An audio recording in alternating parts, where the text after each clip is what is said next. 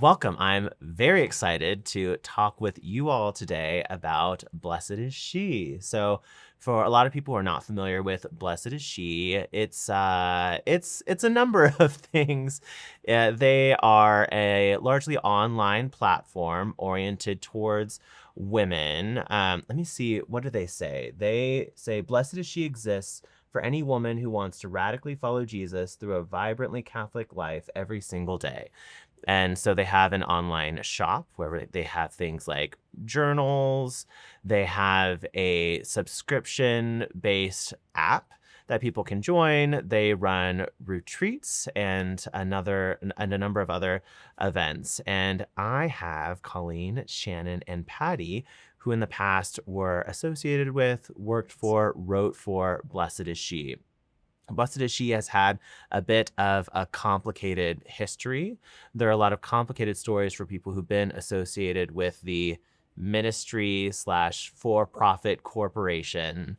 And so today we're going to unpack a story that I think is common for a lot of Catholic institutions, of growing initially as sort of a grassroots movement of a diverse range of voices that want to get together and create more space and resources in the church, then eventually becoming institutionalized with a brand that becomes more defined and in a number of ways makes a number of people who once felt like they belonged, they feel that their stories are constricted or curtailed in their complexity. And then for people who are engaged with and involved with the organization, they have to work through what that means for them. Do they have a place in it? And if they don't, what's the pathway out? And what's the meaning making of that time in their lives? So we're going to reflect on a lot of that with Colleen, Shannon, and Patty. So maybe to get us started, I'm going to maybe ask you each to introduce yourselves, talk a little bit about how you got into Blessed is She and what your role was, and then maybe what your relationship is to Blessed is She and the church today to the extent that you want to share. And I will maybe start with Colleen. All right. I am Colleen Connell. I was Colleen Mitchell when I wrote for Blessed is She. I spent a time in the Catholic author and speaker world, started out as a blogger. I was a foreign missionary at the time, so a lot of people liked capitalizing on that story. And so I came on, I like to say, as an early adopter of Blessed is She. I think I was in the second round of writers that started, was mostly predominantly a blog writer, but also wrote a Pentecost devotional for Blessed is She at one point that was published twice, and participated in some of the early versions of Blessed is She retreats as well. Yeah. And now I am no longer a practicing Catholic. I am a proud queer woman who's been through a pretty profound deconstruction and spiritual evolution. And sort of exist on I'm Catholic adjacent, I like to say. Yeah, I interact with a lot of Catholic adjacents. So happy to have you here. Yeah, thanks for sharing. Maybe Patty, I'll have you go next. To find the mute button. So I am Patty McNeil. When I was part of Blessed is She, I went by Patty Hubbard. And my role in Blessed is She was, I think I remember first seeing it talked about in a Facebook group, like Jenna posting about looking for people who were interested in being a part of this developing ministry. And I sent her a Facebook message and got involved that way. In the early stages, I was the assistant content editor, so kind of started to go through devotionals that people would submit for review, editing, things like that. And then I was a writer for a long time, and I wrote a little bit for the blog here and there as well. And since that time, I do consider myself a practicing Catholic, but I think I would say I'm a practicing Catholic, but it's what is meaningful to me, and I define what that looks like. And so I'll go to Mass and receive Eucharist, but there's things that I don't agree with or don't find myself connecting with. So I take what works for me, and the rest I just set to the side. I think I answered everything. Thanks. Yeah, thanks, Patty. All right, Shannon, how about you? I'm Shannon Evans. I let's see, I submitted my first blog post for Blessed is She in 2015, and I'm pretty sure that date is correct. And joined as a writer soon after, and was like these two, one of the stable of writers that did the monthly devotionals. So we would each take one a month that would be sent out to the email list. And then I also was asked to write the Advent devotional in 2018. So I wrote that, and it was published by Blessed is She. And I was also asked at the same time to also write the Lint devotional for 2019. And that was pulled and never published, which I'm sure is a story that I will get to later. Yeah.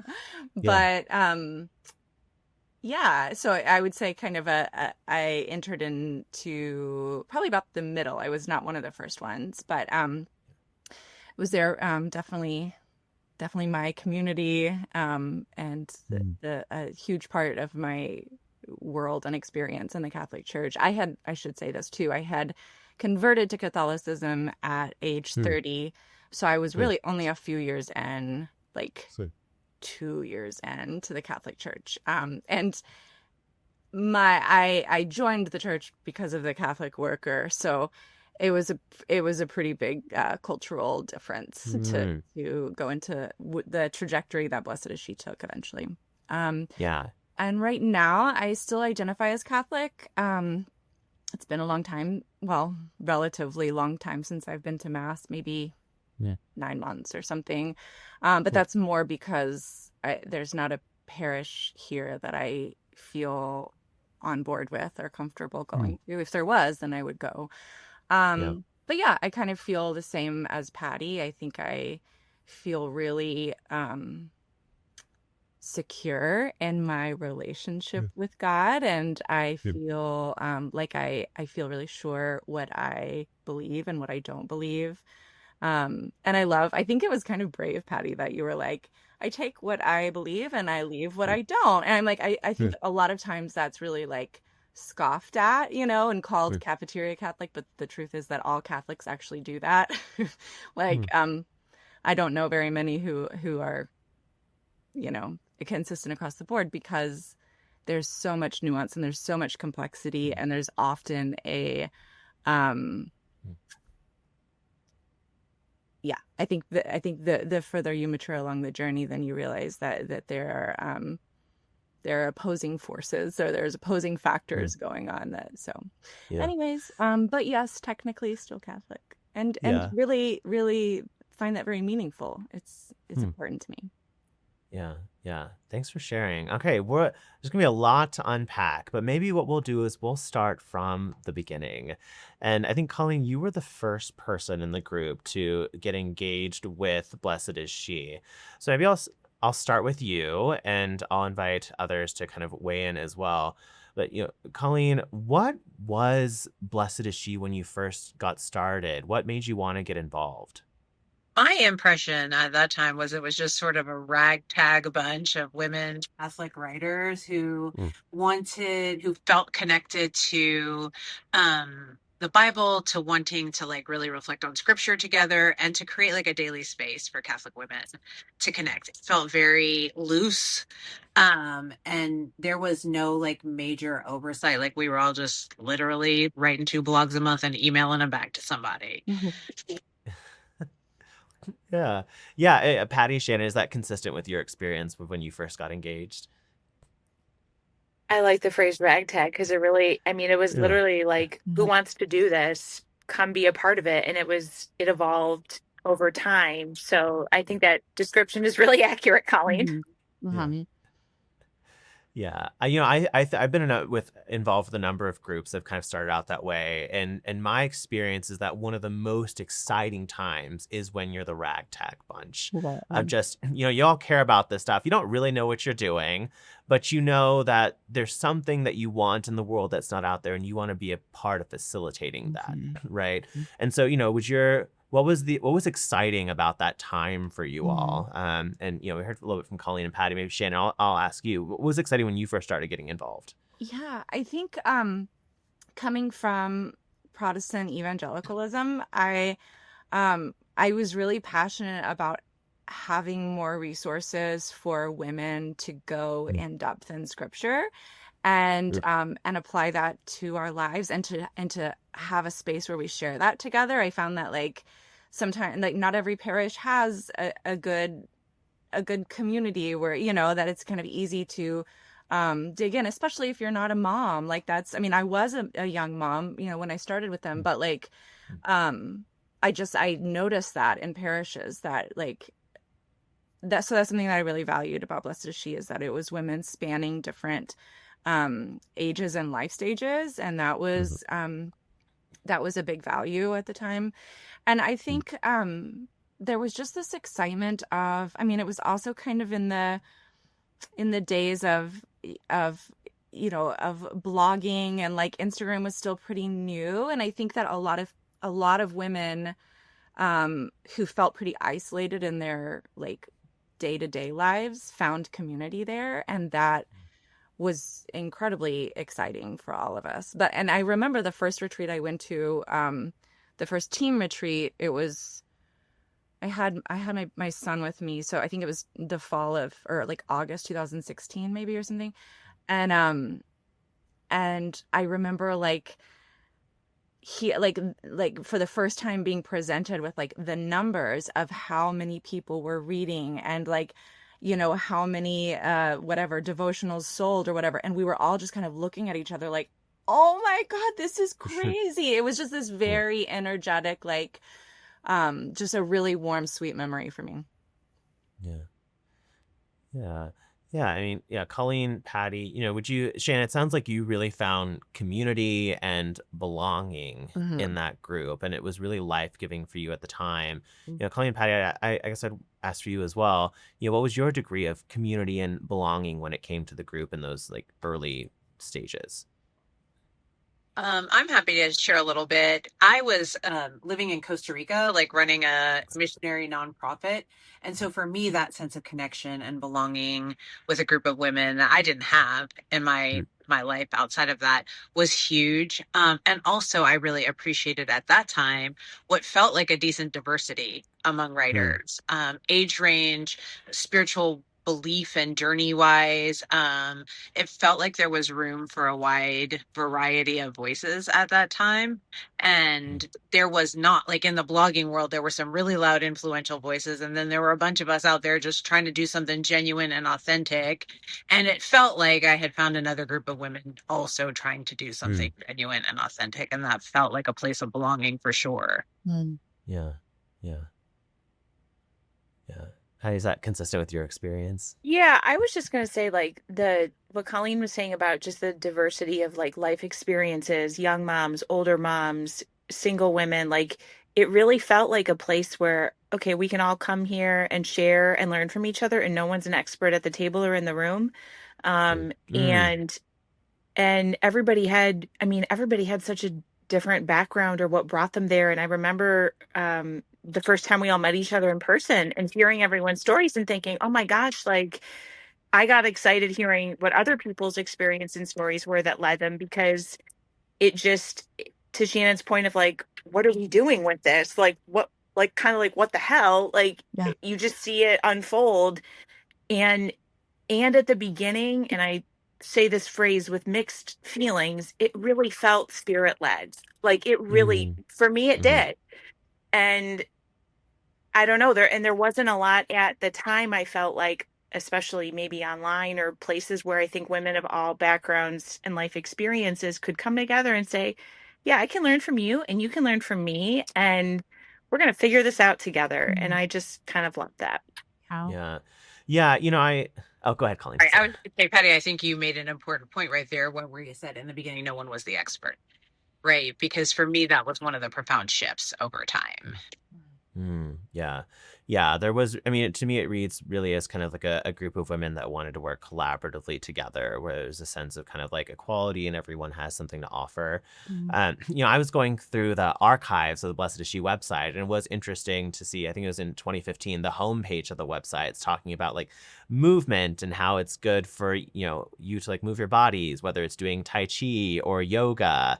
And, I think we'll come back to that because what Blessed is She became was something that would be opposed to what Blessed is She had on its homepage early on, Mhm. right? Which I think is really significant and important here. The other thing too that's I think interesting and exciting about those early phases of groups like this, including again groups that I've been a part of, is that there really is no agenda. It's we all just care about this stuff, so we just like come together and put things out. It's not really about necessarily increasing engagement. Nothing's been monetized yet, and that'll shift pretty quickly with Blessed is She as well. So maybe let's shift into that next stage. Mm. So we have in, I think it was between like 2016, 2018, this change with Blessed is She. There's a shift to more of a hierarchical structure with kind of Jenna Golzar clearly as like positioned as like the founder and leader of Blessed is She. It also becomes incorporated, which I found interesting, and it makes sense in some ways, but it became incorporated as a for-profit corporation, while at the same time seeking out donations for its ministry. And, for me, this represents maybe a shift in what Blessed is She is. So, I'd be curious to hear from you, how do you perceive the change in that time period? And maybe Patty, I'll come to you first. Just talk a little bit about some of the shifts from that ragtag group of women to this much more institutionalized group. Yeah, I think of it, the things that strike me as well. I remember at the beginning, it was just send in your devotion. And then over time, we had these theological editors that Hmm. would kind of go through the content, make sure that it was clean, polished, and free of any errors that could cause scandal. Hmm. And so I felt like as it got bigger and more well known, the focus on that became more prevalent. And then also just the number of things that developing the shop, like it wasn't just like a journal at Advent and Lent, but we're going to sell these memberships. I remember when they were talking about the memberships, and I'm like, this is the stupidest idea to me because we're Hmm. asking people to pay us to like have a membership to just have someone guide you on your relationship with God, when I think you have a relationship with God without paying $120 a month or whatever it was. Hmm. So it was like all of a sudden there were all of these things that we were selling to people, candles and rosaries and the planners, and it just kept going. And then that wasn't enough, and we had retreats. So it, looking back, like I didn't notice it over time. It just seemed like organic, like, oh, this is how these things go, Yeah. perhaps. But it very quickly it very quickly grew. So Yeah. Yeah. And I hear you talking a little bit about, okay, so there's theological editors who come in and help to polish things, help to identify things that may be kind of like theological errors or what have you. And there's this part of me that thinks, oh, well, I mean, that maybe sounds kind of nice to have people come in and help clean up some of that stuff and make sure just, the messaging is maybe just like consistent with like Catholic orthodoxy, if that's what you want to promote. And so maybe the question I have for any of you that want to weigh in is, what was problematic about the way that that was implemented? Mm. Because on the surface level, it sounds like pretty good. Mm-hmm. So as an example of one of the ways that it worked well, is that I think it was, this might have been one of the things that prompted it, but I'm pretty sure it was before there was a theological editor. One of the writers who was pretty high up in the organization, but she was also a writer, had an email go out, and in it she said there was something about Protestants not believing in the virgin birth, that Mary was a virgin, and being raised Protestant, I was like, what is it? Like, I was embarrassed, that this went out to all these people, and like, it Yeah. was so erroneous. And apparently, they got tons of feedback because there's a lot of Mm. Protestant readers, actually. Oh, interesting. And yeah, anyway, so that was an embarrassing gaffe. And so, like, yes, a theological editor, would have caught that. And like, if you have been like ever exposed to more than one theologian, you know that theology varies from person to person. Even incredible scholars, incredible academics, like, theology is always subjective. And so the person that is filling that position is going to have their own perspective and their own belief system, and it might not always align with the writers. And so that gets hairy. And like, there's a lot of things that are taken for granted as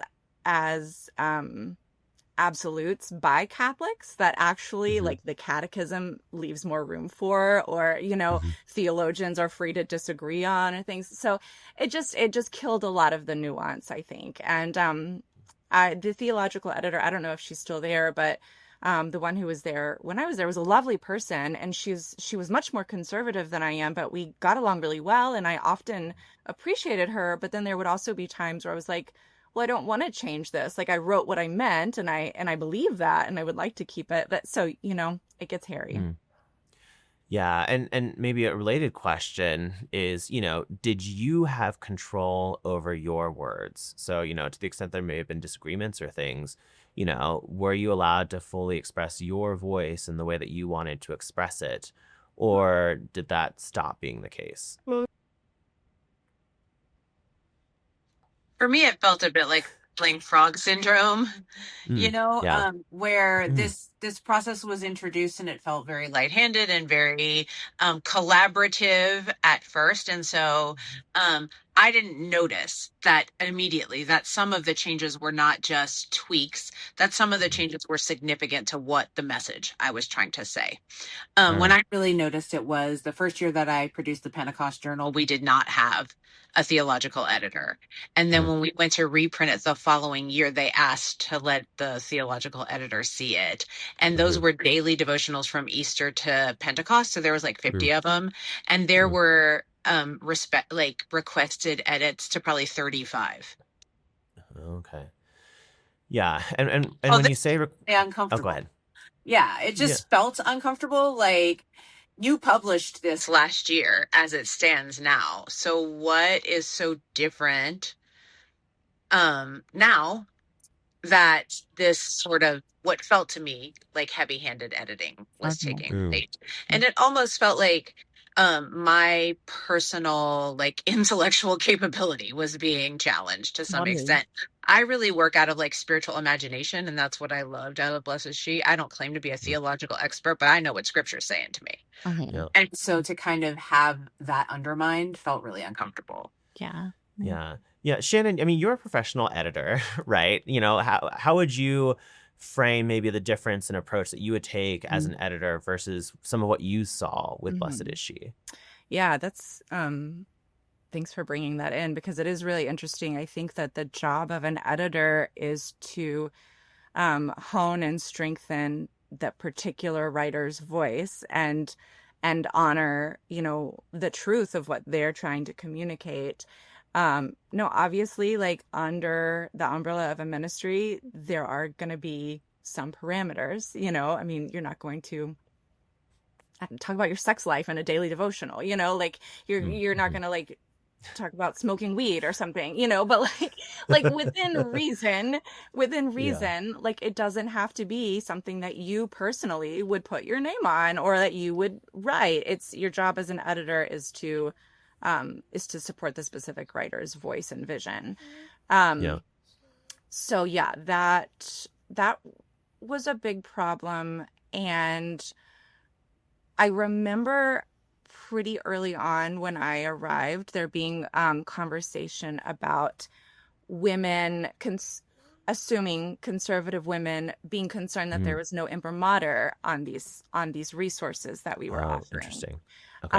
And so they decided that was what we would need to be considered valid in the eyes of Hmm. these vocal and critical women. I believe from the Diocese of Phoenix, um, where Jenna Gizar lived, and so Hmm.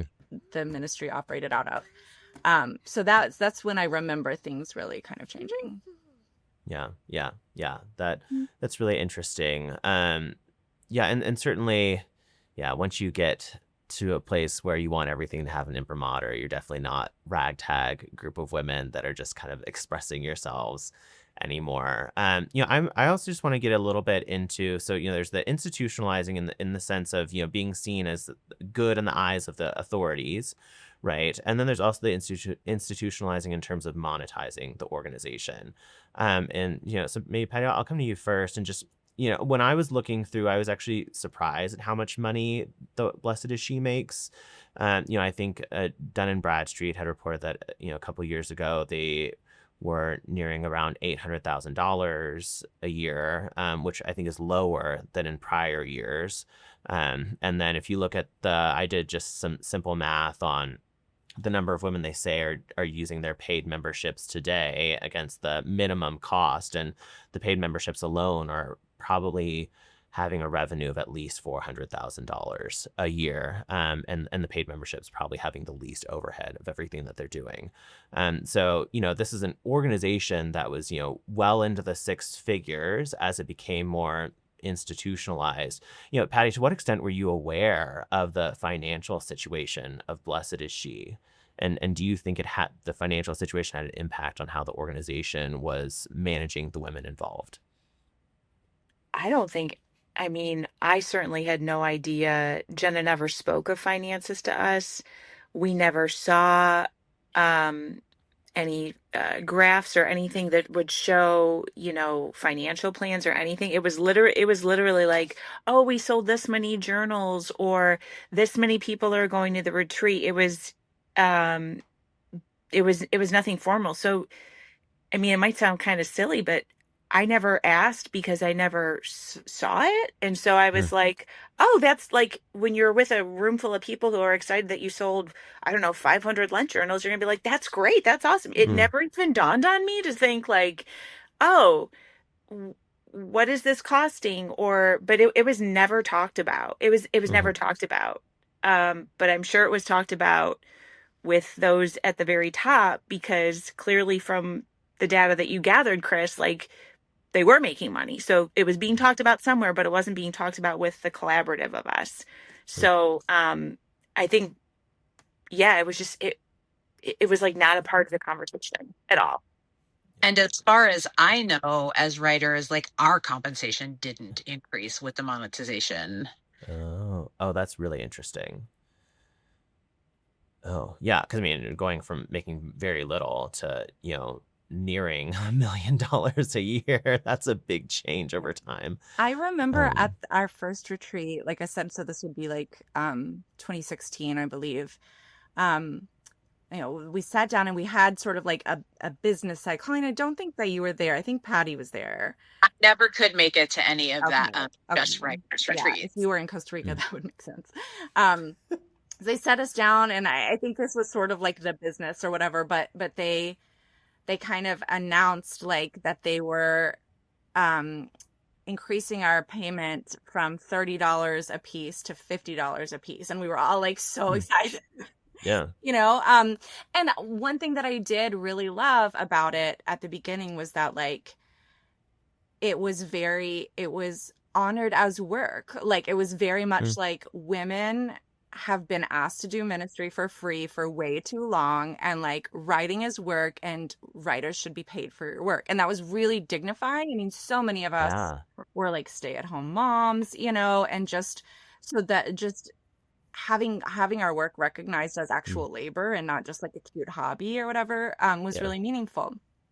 I will say, when I was asked, this is in 2018, when I was asked to do the Advent and Lent journals, I was given the percentage, which God, I don't want to misspeak, so I don't actually remember what my percentage was.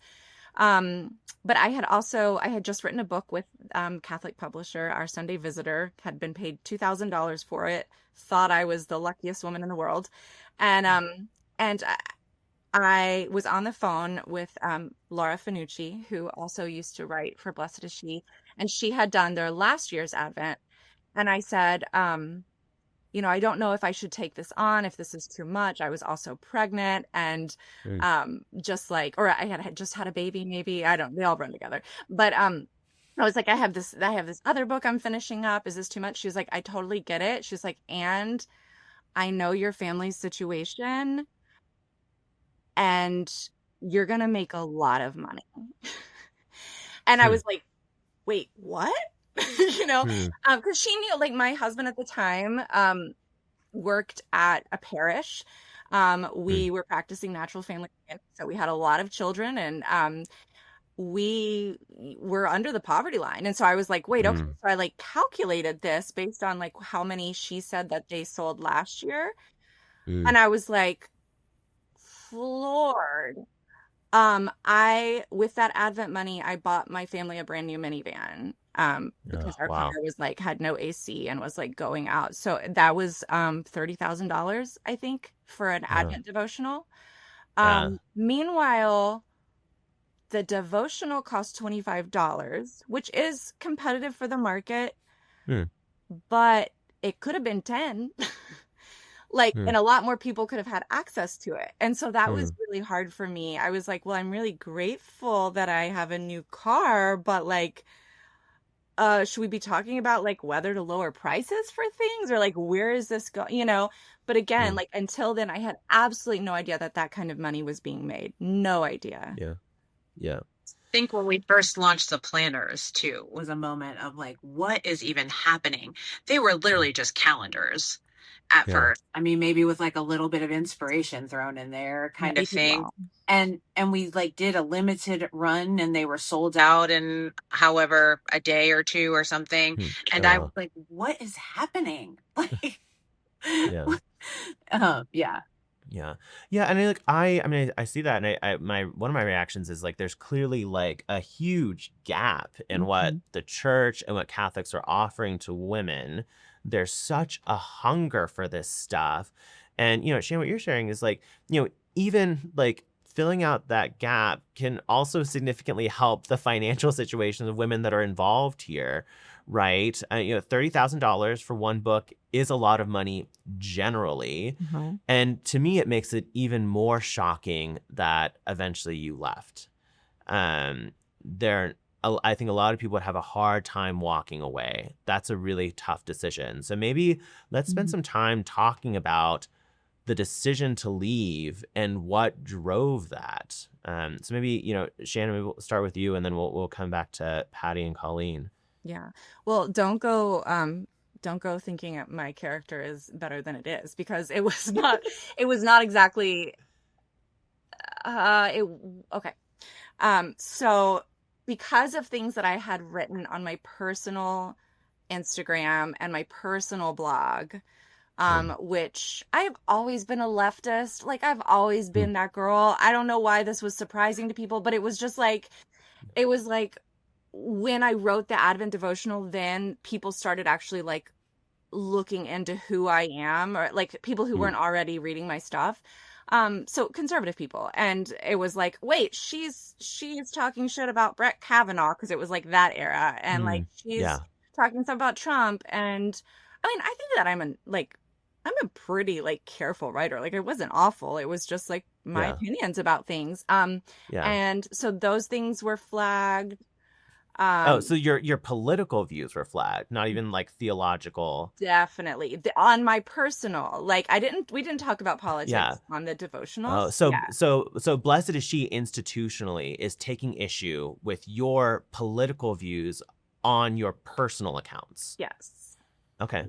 Yeah. Sorry. Keep going. Yeah. No. Yep. Okay. And again, that is the kind of thing that at the beginning, people would have we would have understood that there's room for us to have our own political opinions, would have been fine. Like, yeah, And and would be then part I of a had healthy political environment as well, right. I would think. Yes, Yeah. exactly. And I said something positive about nuns on the bus on one of my Hmm. blog posts, and that also was flagged because they don't actively oppose abortion, like consider Oh, abortion interesting. a part of Okay. women's health care. Okay. And so That they're a anyways, valid religious order that is yeah, subject to religious authorities that can take it up with them. Yeah. yeah, yep, Yeah. yep, yep. Not Yep. not really our problem, but and actually the whole point of that blog post is kind of humorous, was like how I love being Catholic because all of these different kinds of people can be in one place, but Yeah. apparently they can't. Um, Yeah. I mean, which but sounds like that was part of why Blessed is She was started, right? Like mhm. that's what it Yeah. was. Yeah. Yeah, that's what we believed when we signed up. Yeah. Hmm. So because of that, I eventually was told that the Lint book that I had written, that I was expecting another $30,000 for, was going to be pulled. Bishop Olmsted from the Diocese of Phoenix made that decision, Hmm. and Jenna and the team, they were irate for me. They were really upset on my Oh, behalf. They hated it. okay. They like went down kicking and screaming, but at the Hmm. same time, like they had determined that is the authority that they answer to, and they don't have a choice. And so ultimately it really comes down Interesting. to, you know, at relationship, It's institutional bridge. it, it's really, one of the weird ironies here, right? Is there's this group of women for women creating resources for women Yeah, where all the women in leadership want this thing, and then there's a man that right, shuts it down right, in a way that fundamentally changes what the organization is, right, right? exactly. And it, yeah, so Bishop Olmsted and the spiritual director, Father Parks, who's a priest in the diocese, I believe, definitely a Yeah. priest. I think he was in the Diocese of Phoenix. But yeah, so they did give me $4,000 for it, which I appreciated a lot. And they gave me the rights to reprint it, so I made it like an ebook. But Hmm. um, but yeah, they said like, we do want you to stay on as a writer, like doing monthly devotionals. And I was like, well, I can make like $50 a month writing one devotional, but I will be censored in my personal writing, my personal accounts, Totally. like, and I'm never going to be asked to do one of these big books again. So Yeah. the math didn't Because math. you're critical of Trump and Brett Kavanaugh. Right. Like, I'm not Yeah. gonna, that's not worth it to me. Yeah. So it was made an easy decision, and I'm kind of grateful for that. But they Hmm. were actually still surprised that I walked away, which, Hmm. but Interesting. yeah. Yeah. Yeah. Maybe Patty, for you, what's your story out of Blessed is She? So it's funny, I remember, I forget who said this earlier, but something about when people's voices started to feel more censored in their devotions. And I started to notice the writers that I loved the most were leaving. And I still remember Hmm. where I was when Jenna called me to tell me about the thing that happened with Shannon. And as people left, it was never talked about. So, like, Hmm. unless you were close with somebody, you didn't know what that was about. But I just remember watching people leave and like feeling sad about it, but not understanding. There was no Hmm. clarity. And I remember at one point Beth Davis calling me, and it was similar, like something about your Instagram profile. You mentioned about the Enneagram. And I was like, Oh. okay, whatever, no big deal. I don't have to have it in there, whatever. But then I learned after that somebody there was like kind of following people closely on Instagram, and I really think that there was Nell O'Leary, kind of part of her role was to quietly sense, like, watch people what they would post, because eventually that's what led me to leave. Jenna called me. I was in line at Chick-fil-A getting my grilled nuggets and Diet Coke, and I was like talking in the background over those months. I was talking to Jackie Skemp and Laura Finucci and Abby Dupree, and I was just asking, like, do I go? Do I not? Like, I'm not happy here. Like, this doesn't feel good anymore. This doesn't feel right. And Jenna just called me and she was like, I saw that you posted something by Rev Lizzie about body positivity, and she's an Episcopal priest, and we don't believe in women's ordination. I was like, well, in her tradition, she's an ordained minister. So like, I'm Yeah. not going to argue with that. Yeah. And body positivity, I think, is something we can all get behind, Yeah. regardless of Yeah. whatever Yeah. denomination or tradition you're in. And so she's Oof. just basically said, like, I'm going to ask you to leave. And I literally was like, okay. And that it was like, that was That, it. yeah. But I, That's but I crazy. knew it So, was coming. I knew it was yeah. coming. Like, and I So, think, oh yeah. my God. Sorry. I'm sorry to interrupt. No, This is it's like okay to really literally me shocking to right now, me. Chris. Patty, I didn't know. I thought you left. I mean, I know that. Yeah. I have but- no idea. I just, Yeah. it's like, and there's part of me that like I look back and I feel bad that I stayed so long, because I was like, man, I don't want to be a person who like people would look at that and think like, because that's not. I mean, Do you this know is what I mean? like, I mean, this is Anyway, like I'll stop verging. talking. I'm gonna I mute mean, this myself. is like verging on the journey towards cult-like behavior, where you can't even say you appreciate the certain things that people have to say, where even if you disagree with other parts of them, right? Like you can't. And I mean, I think it's related to the political thing, right? And like this is part of like the toxic environment that we're in right now. Is like I can't say that like, oh, you know, this person who has toxic views on this particular thing, I actually appreciate what they have to say about this, right? You're not even allowed to acknowledge the partial goodness of certain groups of people and the things that they have to say, right? It's a very like black and white. And yeah, and Colleen, I'll come to you. Another thing that also comes to mind is, you know, I've been like writing a bit about Newman and his essay on the development of doctrine, and one of the things that he has to say is that, like, you know, all ideas, to the extent that they're like living, they'll grow and evolve, and you know, I think the church is like this. But he says that, you know, as things grow and evolve, you have to be attentive to whether like the changes may actually be a corruption. And when I think about the early stages of Blessed is She, where it's this ragtag group of women, where on like at the start of the website on the homepage, it says, you know, like good movement can be things like yoga and Tai Chi.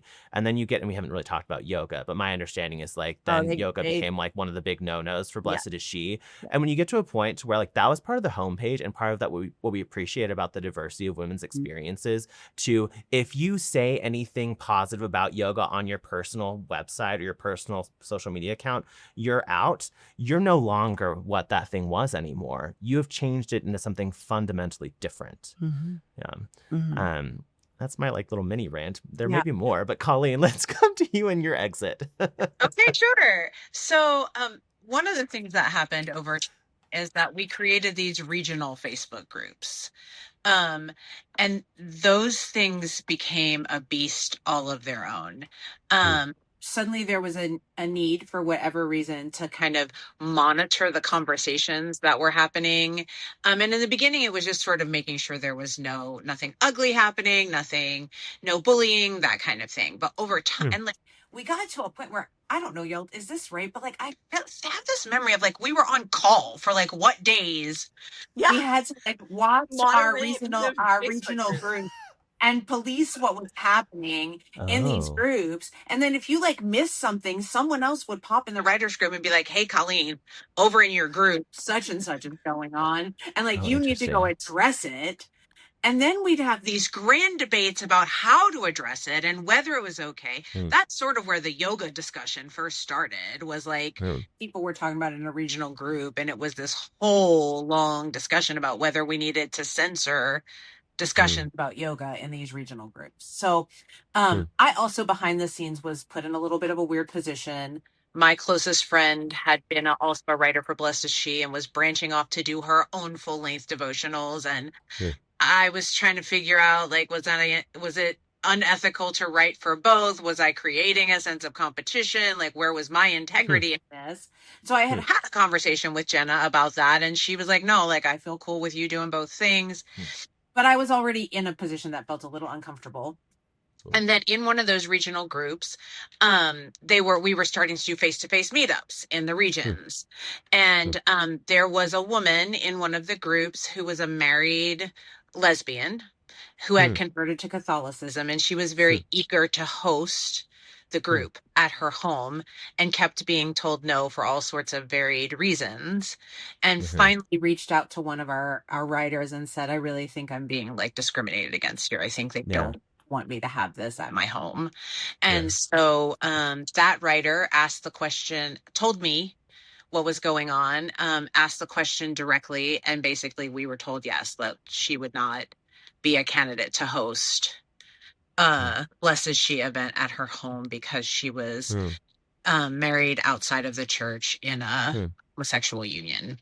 Hmm. And that was the point for me where I was like, I'm sorry, like I can't stand with this.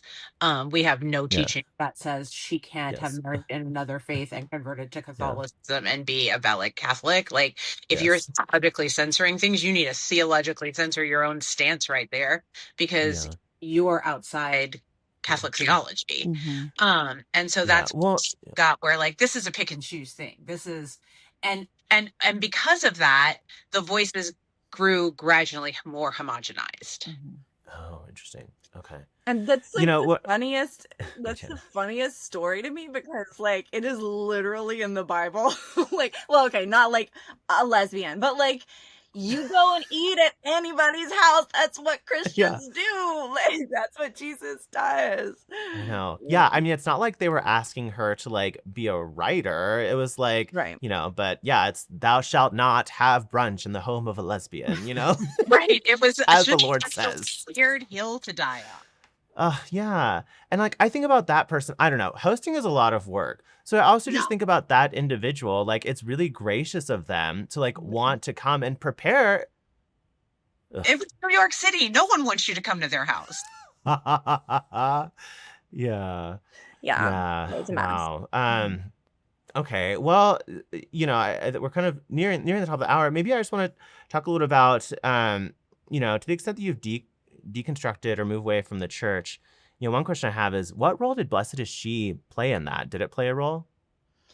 It did for me, absolutely. I mean, it was a turning point in my entire life. I think even before they pulled the devotional that I had written, that whole year, as I was seeing things turning in a different direction, I was really torn. I mean, I think all of us, it's kind of like, do you stay and be the person there who's going to speak on what you believe in? Are you going to represent, or are you going to leave? I think we all probably Yeah. struggle with that to some degree. But yeah, increasingly it just became more and more obvious. And again, this is like, I think it can't be overstated that this is happening at the same time that Trump comes into his first presidency, that the Kavanaugh trial is on the news all the time. Like, all of this stuff is informing the turn that this organization took. And I think that's really worth holding as we tell. That's why I actually like have a lot of compassion for the women, even as I also have like, anger and resentment. But there's a lot of love there of like, God, I hate that women are put in this position to where they're just fighting for their lives. And, I mean, it is what it is. But for me, it was just a huge turning point. I mean, I was informed of that on the Feast of Our Lady of Guadalupe. And Sorry, I shouldn't laugh. yeah, no, I know. I mean, it's like, you can't make this up. I had found out that I was pregnant with my 5th child, very much a surprise. My my youngest had not turned 1 yet, and I found out that week. And I just knew she was a girl, which she was, and I had 4 boys. And I just knew that God was doing something in my life. And I was like, I'm never going to be the same. Like, and it was such a on-ramp for me to unpack the ways that I had buried parts of myself, the ways that I had lied to myself, and sort of, just to kind of maintain the status quo. Yeah. So it was huge for my journey of, self-determination and self-honesty of like, what do I really believe, and what am I willing to sacrifice to live my own truth? And yeah, I mean, it's just it was really powerful for me, and it definitely solidified my relationship with Mary actually a lot. So Oh, that really took a turn, and I have found a lot of intimacy there, which has been really beautiful. But yeah, ugh, it really empowered me ugh, to just um to trust myself when it comes to things yeah. that I disagree with the church. Like I at the time I it would have been hard for me to say out loud that I believe in women's ordination. I don't know if I would have. Hmm, Um hmm, and I was a staunch advocate of like gay marriage, but like hmm, I also like kind of made excuses for the Catholic Church, hmm, of hmm, like, but like hmm, yeah, just sort of like all of these ways that I was sort of finding ways around my own truth, hmm. and kind Yeah. of just being able to cut all of that out has been the biggest gift. I Hmm. actually my first book that I wrote after this was called Rewilding Motherhood, and it's all about Yeah. like refinding yourself. I think you read it. You just do the best. But Yeah. yeah, kind of like refining yourself, trusting yourself. And I really wanted to dedicate it to Bishop Olmsted. But I was like, that might be just a little more petty than I am. Just like I this. knew I should have Yeah. shown up at this Oh my video with gosh. Hell popcorn. yeah. Hell yeah. Oh, God. Dead. I still am not sure I made the right Oh, choice, but it is what it is. oh. Oh my gosh. Oh wow. Shannon, yeah, that's beautiful actually. You know, it is really funny how, and I think I feel similarly with a lot of the institutions and people that hurt me most. I think a lot of them actually broke me open the most and helped me Yeah. become so much more of I think what I could have been without them. Mhm. Yeah, Yeah. how about, Colleen, how about you? What's your relationship between your, now Catholic adjacentness and blessed is she. So I don't know that I would have said it at the time that this was like a major part, but I do think that that was one of the first places where I felt in the church that I was being made small. Uh, Mm, and and and like Shannon said, walking that line between do I stay or do I try to make like do I stay and try to make things better? And then where does that cross the line to harmful to my personal integrity and my own well-being? And I yeah. didn't know that that's like was a primary question that it made me start asking. But then that question branched out into a religiously abusive, spiritually abusive marriage. And like, is it time? Mm, Like, do I cut and run? And yeah. then in through my divorce, the same question happened with the church is I was having panic attack every time I went to mass. And Mm, finally I had to just say to myself, like, this is not I'm not changing anything from within. I'm fundamentally changing myself to try to fit here, and I'm not going to Mhm. do that anymore. Mhm. mm, And I thought I was going to step away for a while and do some healing. And I actually have been like back to mass and stins and Mhm. just still like sit in the Mhm. place of like, this may be some people's journey, but this is not my journey. Mhm. yeah. But I do love a bell and a whistle and a good waft of incense. So I feel like if you find me creeping in the back of Easter Vigil, but not actually going inside, don't be surprised. Oh my gosh. Yeah. If you're in the pew and you hear Oh. like a large inhale when the incense walks by, it could be Colleen behind you. And then I Yeah. take off on my broom and run. Yeah. Oh my gosh. Oh, Yeah. Yeah. No, no, thanks for sharing, Colleen. Patty, how about you? I would say that as I left and time passed, I think I realized I really had to understand and name that faith for me was not about certainty anymore, that it was about how Mm, much I didn't know and how much I had to mm, unlearn. And that could be said of so many different things, like yeah. um that it wasn't about rigidity and the rules, but it was really just about like wonder and awe, and it wasn't about certainty.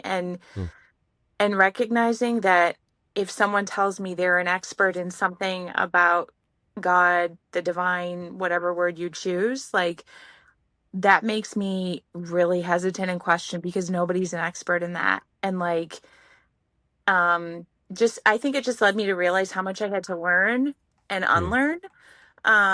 And and like for me, I think there is an element of like the Catholic guilt thing. Like it's hard to let go of things that you have been told your whole life. Like it is the only language I have known. It is the only tradition I have ever known.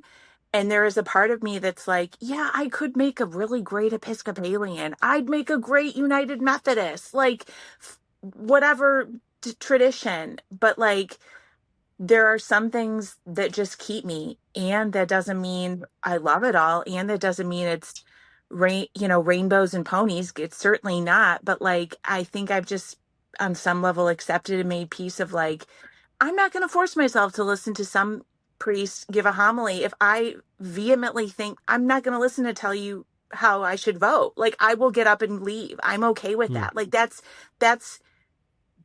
feels like I'm standing true to my conscience. Or I'm gonna send a letter to a bishop or whatever. Or I'm gonna consider the interpretation of my conscience about the choices that I make versus listening to someone read me something out of a book. So I mean, so it's like mixed bag, but I think the older I get too, the more I have such compassion for people on the many reasons why they walk away, they leave, they deconstruct, whatever word or phrase you want to use, because it's hard and there's a lot of hurt and there's a lot of pain people have experienced. People probably experience a lot of hurt and pain from this ministry that we were all a part of. And that's uncomfortable to name too. But like, I mean, if we could all just assume that we're doing the best we can with what God's given us, and some of us have more and some of us have less, and some of us have a lot more pain and heaviness around all of this topic. And you know what? If you leave in peace and freedom, go with God. Like, go with God. And if you're happier and whole and more free, then you know what? That's probably better for you. And so, I don't know. It just, I would say learning and unlearning. Yeah, it's interesting, Patty, what you had to say about, kind of letting go of this need to like overly rely on experts. It reminded me of what you all said you appreciated about when Blessed Is She was started, right? Was we had this like, radical equality, and we all had voices that were valuable, not because we were experts, but because we were women who had things that we wanted to share with the world, right? So in a certain way, actually, part of what I think I'm hearing you say is that I returned to like my original roots in like Blessed Is She and like some of the like beautiful things that were part of that time. Like, I think, I don't know, it'd be unfair to say that in a lot of ways, like you all actually like returned to like what Blessed Is She was meant to be. Right. And I think about, the experience of faithfulness to God. And I think in a lot of ways, faithfulness to God is like most free when you like really learn faithfulness to yourself. Yes. Which it definitely sounds like something that y'all have been really working to prioritize in your lives. And then just one more thought before I ask kind of a final question is, I think about the compassion for people who've been hurt. I think for me also, where I've come to have compassion more and more as I've gotten older, is for the people who are stuck in those institutions that require them to shrink in order to have a place, right? There are times when I feel jealousy towards people who have opportunities in the church that I didn't get because of discrimination. But then I also see the ways in which they've had to become smaller in order to do that. And I think any ministry that's forcing people to become smaller in order to belong is led by people who themselves have been forced to become smaller. And I feel a lot of like empathy and compassion towards them and gratitude that I'm not there anymore. Yeah. So, maybe just one last question I'll ask you all to share a little bit about is, just thinking about all of that stuff, is there something that you're maybe really grateful from your time with Blessed Is She, and maybe that you walked away with having glad that you could take that into your future? I definitely have some amazing friendships. I mean, the ladies on this call are some friends that I know that I can reach out to if I need something. And there's Erica Campbell, who did the design, left the same time I did for, because of how everything went down.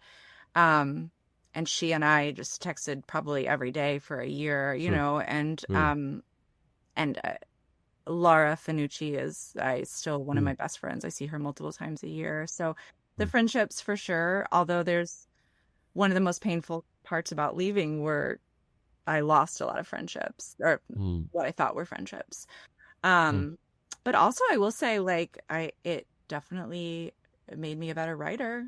Writing a lot, being edited, like it or not, being edited. But I mean, I would be lying if I said like that wasn't part of like my career building process. It certainly gave me more of a platform, and it made me a better writer. So Yeah, I love that. Yeah, I think one of the pieces of writing I'm most proud of in my Catholic writer stint is a book called When We Were Eve, and that was really a a book about like what is it like to go back to like the roots of what it meant to be a woman created in God's image. And that voice was very much more progressive, much more sort of out of the common path. And I think I found some of that voice in those early days of being able to just explore scripture with some imagination and some freedom. And I think that was instrumental in me being able to write the piece that didn't necessarily sell the best, but that I'm most proud of. Yeah, I love that. How about you, Patty? Well, Colleen, I have that book and so many pages were dog-eared. So I want to tell you, I do. I still have that copy of that book. Yay. You and me. Oh, I have it too. We should have brought our copies. Similar to Shannon, I think the friendships, the people that I met that made me ask better questions, consider things I never considered before, gave me a new perspective or insight. I'm grateful for them. Some, still in touch with. And I think it just gave me a love for something that I've always loved to do, which is reading and writing from the time I was little. And so stepping away kind of just reminded me like, yeah, you don't need an official ministry to give you permission to do these things. You can still do these things. You can still have these things in your life and love them, even if it's not approved by Blessed is She, and you're not on the speaker list that they have, whatever, those things are just part of you because you love them, and go do them because they bring you joy. So yeah. We can start our app called Free Is She and say whatever we want. Yes. Yeah. I mean, I love blessed were they. Yeah. Love blessed that. were they. Awesome. Well, thank you so much for coming on and sharing. I actually got a lot out of this, and I hope that people who are listening, wherever they are, I have a range of listeners, from people who identify as conservative Catholics. I actually just did an interview with someone who identifies as conservative, to people who are very progressive, people who are very devout, people who no longer identify as Catholic, but all people who want to work through better ways to show up in the world, to help people, to have more honest conversations, to make more space for vulnerability and faithfulness, and the various ways that can show up in people's lives. So, obviously these are, it's a group of people who have, a shared sort of relationship to Blessed is She as an organization, but I hope that some of what we shared might be helpful for people running all kinds of ministries and organizations to understand where things might go wrong. But also, if you've been harmed, to know that there's still beauty that can come out of these stories, and gratitude on the other end too. So thank you so much for sharing with me today. Thanks, Chris, for having us. Chris. Thanks, Shannon and Patty. Good to see you guys. Bye. Bye.